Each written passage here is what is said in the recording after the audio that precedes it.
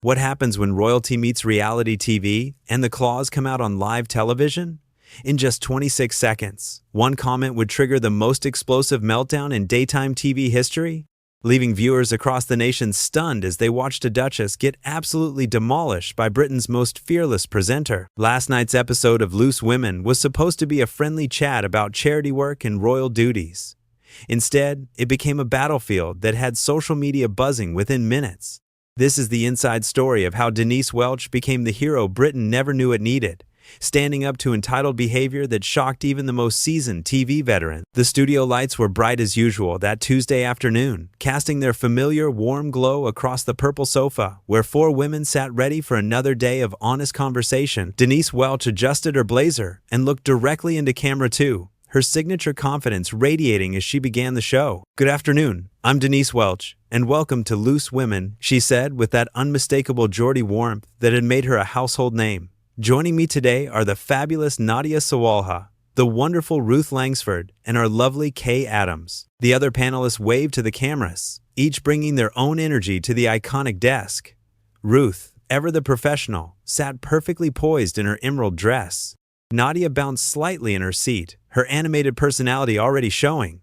Kay smiled warmly, her years of broadcasting experience evident in her relaxed demeanor. "Now, ladies," Denise continued, "we have a very special guest joining us today via video link. She's here to discuss her latest charity initiative and give us an insight into royal life. Please welcome the Duchess of Sussex, Meghan Markle." The large screen behind them flickered to life, revealing a perfectly lit home office setting. Designer books lined pristine white shelves, and soft natural light filtered through what appeared to be expensive curtains. Then she appeared, hair styled to perfection, wearing what looked like a 1,000-pound blouse. "Hello, ladies," came the familiar American accent, smooth and measured. "Thank you so much for having me on your show." Ruth leaned forward slightly, her interviewing instincts kicking in. "Meghan, lovely to see you. You look absolutely radiant. How are you settling into your new projects?" "Oh, thank you, Ruth. You're so kind," Meghan replied, tilting her head in that practiced way she'd perfected during her acting days. "I'm doing wonderfully. Harry and I are just so excited about all the meaningful work we're doing. It's really about authentic storytelling and creating space for important conversations." Nadia couldn't help but interject with her characteristic enthusiasm. "That sounds amazing. Tell us about this new charity initiative you're launching. We love hearing about causes close to your heart." Meghan's face lit up with what appeared to be genuine excitement, though something felt slightly rehearsed about her delivery. "Well, it's called Voices of Tomorrow, and it's all about amplifying underrepresented communities. We're partnering with some incredible organizations to really make a difference." "That sounds wonderful," Kay added, her Scottish accent adding warmth to the conversation. "What inspired you to focus on this particular area?" "You know, Kay," Meghan began, and there was something in her tone that made Denise's eyebrows raise slightly. "Having lived on both sides of the pond, I've really seen how important it is to use your platform responsibly. Not everyone gets that opportunity." The comment hung in the air for just a moment. It was subtle, but Denise caught something underneath it. Her years in television had given her a sixth sense for detecting condescension, and alarm bells were starting to ring quietly in her head. Ruth, ever the diplomat, tried to steer the conversation forward. "And how has the transition been for you, moving from acting to this kind of advocacy work?" "Oh, it's been such a natural progression," Meghan replied, her voice taking on that slightly breathless quality she used when discussing her humanitarian efforts. "Acting was always just a stepping stone for me. I knew I was destined for something more meaningful, more impactful. Not everyone in entertainment understands that kind of calling." Nadia shifted slightly in her seat, glancing at Denise, who was now sitting very still. The experienced broadcaster's jaw had tightened almost imperceptibly, but her years of professionalism kept her expression neutral. "Well," Kay said, trying to keep things light, "we're certainly grateful you're using your influence for good causes. Can you tell us more about how people can get involved with Voices of Tomorrow?" Meghan's smile seemed to brighten, but there was something calculating behind it. "Absolutely. We're looking for people who really understand the responsibility that comes with having a platform. It's not about fame or attention. It's about service. True service, not the performative kind you see so often these days." That was it. The line had been crossed. Denise felt her blood pressure spike as she recognized the barely veiled criticism. She'd spent decades in television, had weathered every storm imaginable, and she wasn't about to sit there and be lectured by someone who seemed to have forgotten where she came from. But being the seasoned professional she was, Denise took a breath and decided to give their guest one more chance. Maybe she was reading too much into it. Maybe the comments weren't as pointed as they seemed. "That's interesting," Denise said, her voice still controlled but carrying a slight edge that her regular viewers would recognize. "Tell us, what would you say to people who might feel that some of your messaging comes across as a bit preachy?" The question landed like a small bomb.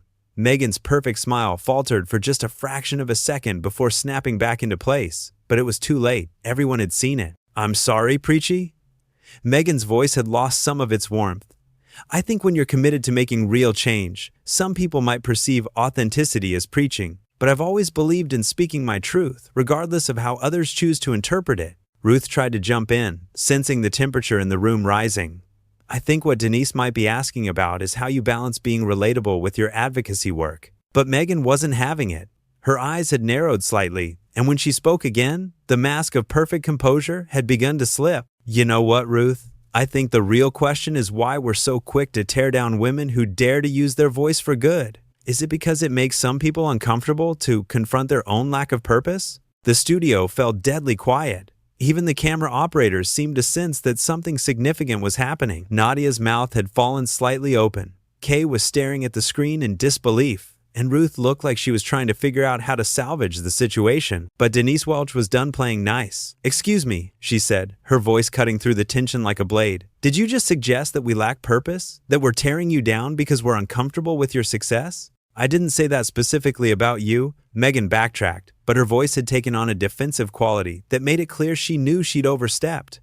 "I was speaking generally about the media landscape." No, Denise said, leaning forward, her protective instincts for her fellow panelists now fully activated. "You came on our show as our guest and just insulted not only us but our entire profession. You suggested we don't understand real service, that we're performing rather than actually helping people." The other women watched as their colleague transformed before their eyes. This was Denise Welch, in full protective mode. The same woman who'd stood up to bullies her entire career, who'd fought for mental health awareness long before it was trendy, who'd never backed down from speaking truth to power. "I think you're misunderstanding what I was trying to say," Meghan replied, but her confident facade was crumbling rapidly. "I was simply trying to highlight the importance of authentic advocacy." "Authentic?" Denise's voice rose slightly, her Geordie accent becoming more pronounced as her emotions intensified.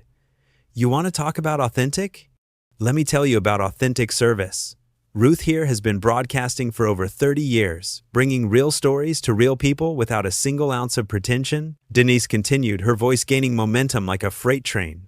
"Nadia has used her platform to talk honestly about everything from mental health to family struggles, never once suggesting she's better than anyone else. And Kay has been fighting for women's voices in media since before you even knew what a camera was." The screen showed Meghan's face growing paler by the second, her practiced composure completely abandoned now. She opened her mouth to respond, but Denise wasn't finished. "And me? I've talked openly about my depression, my alcoholism, my failures as well as my successes. Because that's what real authenticity looks like. It's not standing in your multi-million-pound mansion telling working mothers they don't understand service." "Now wait just a minute," Meghan snapped, her American accent becoming sharper, more nasal. "You have no idea what I've been through or what I've sacrificed. I've given up everything for my principles." Nadia couldn't help herself anymore. "Given up everything? You've got book deals, Netflix contracts, speaking engagements worth millions. What exactly have you given up? My privacy, my family relationships, my sense of safety?" Meghan shot back, her voice rising to match the energy in the studio. "I've been vilified by the British press for simply existing while royal." "Oh please," Denise said, throwing her hands up. "The victim card again? You chose to do that interview. You chose to make those allegations. You chose to air private family business on international television, and now you want to lecture us about service and authenticity?" The other panelists were watching this unfold like a car crash in slow motion. Ruth kept glancing between Denise and the screen, her professional instincts warring with her desire to see justice served. Kay had her hand over her mouth, barely containing her shock at how quickly this had escalated. "Those weren't allegations," Meghan said, her voice becoming shrill. "Those were my lived experiences, my truth. Something you clearly don't understand since you're so desperate to defend an institution that's built on oppression. That was the final straw. Denise stood up from her chair, something that never happened during interviews. The camera operators scrambled to adjust their shots as Britain's most fearless presenter prepared to deliver what would become legendary television. Your truth? Denise's voice was now filled with righteous anger, but controlled like a masterclass in television confrontation. Let me tell you about truth, love. Truth is my son dealing with mental health issues while I work multiple jobs to support him. Truth is Nadia talking about her struggles with body image to help other women feel less alone. Truth is Ruth juggling a career and caring for her elderly mother without complaint. Meghan tried to interrupt. You don't know what it's like to be in my position. Your position? Denise laughed, but there was no humor in it. Your position of privilege that you've turned into a victim narrative? Your position of having every door open for you and then complaining the doorway wasn't wide enough? I was suicidal, Meghan said, playing what she clearly thought was her trump card. I had thoughts of self-harm because of the treatment I received. The studio fell silent for a moment. Mental health was something Denise took seriously, something she'd battled herself. But even here, she sensed something performative, something calculated. And I'm sorry you went through that, Denise said, her voice softening slightly but losing none of its strength. Mental health struggles are real and serious. I've been there myself, but you don't get to use your pain as a weapon to dismiss other people's experiences or to suggest you're the only one who's ever suffered. Ruth finally found her voice again. Perhaps we could take a step back and try to find some common ground here. No, Ruth, Denise said, turning to her colleague. I'm not going to sit here and pretend this is normal behavior. Our guest came on our show and within 10 minutes was telling us we don't understand real service, that we're performing instead of helping people, that we lack purpose. That's not acceptable. Meghan's image on the screen showed her frantically looking off camera, clearly getting advice from someone in her room. When she looked back, her expression had changed again, now trying to project wounded dignity. I came on this show to talk about charity work and you've turned it into a personal attack, she said, her voice taking on that breathy victim tone again. This is exactly the kind of treatment that made me leave the UK in the first place. Personal attack? Nadia couldn't contain herself any longer.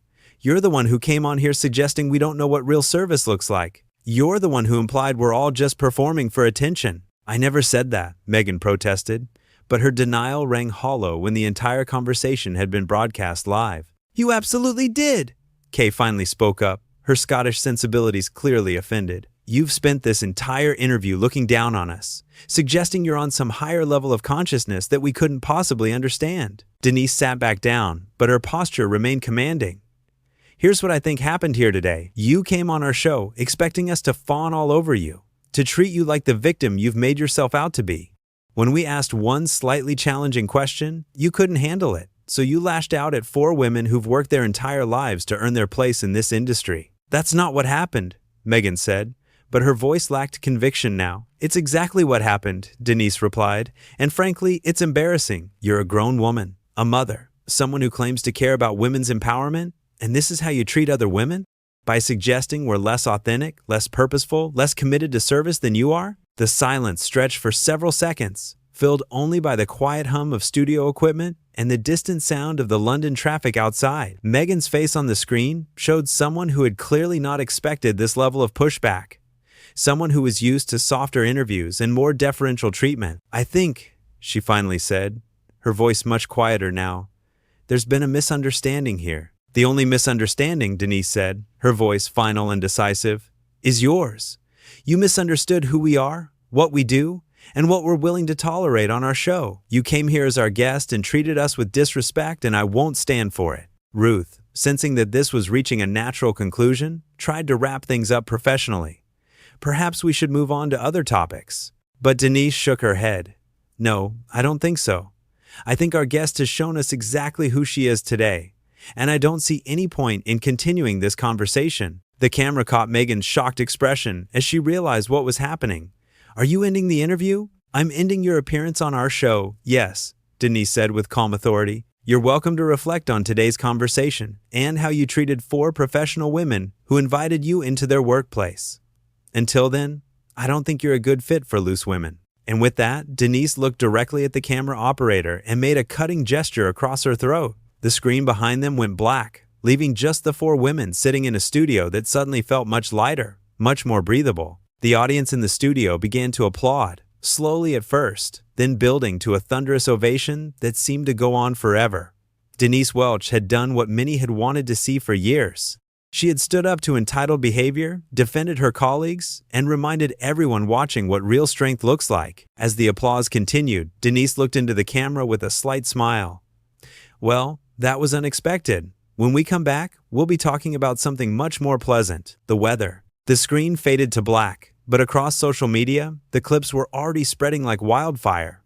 Denise Welch had become an overnight hero, the woman who finally said what everyone was thinking.